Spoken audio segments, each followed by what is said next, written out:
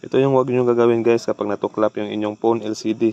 Wag nyo siyang dikitan ng super glue like 888 or Suglue. Kasi may nagbi-build up sa likod at yun yung nagkakaroon ng matigas na additional space sa loob at madali na lang siyang mag-crack or mag-black screen.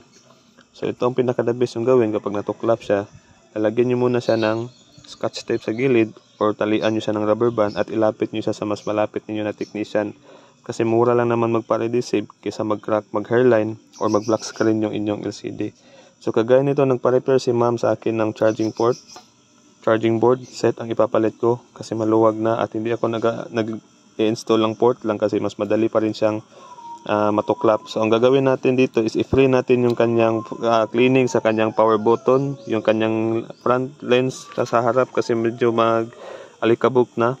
So bago ko yan siya i-free cleaning at i-install, lilinisan ko muna itong likod na kanyang LCD kasi dinikitan nila ng glue pero wa-effect pa rin.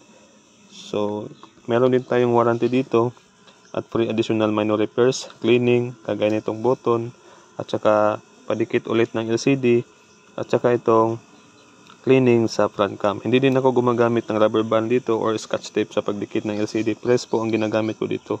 Once na-receive na ninyo ang unit, ready to use na po siya. Wala na po kayong mga tatanggalin na mga scotch tape or rubber band. So location ko po is Ricky Neutron sa Google Map from Prudential Dalio Turil, and Ricky Neutron din po sa YouTube Mixed Content Tutorial. So ito lang po yung short tips muna.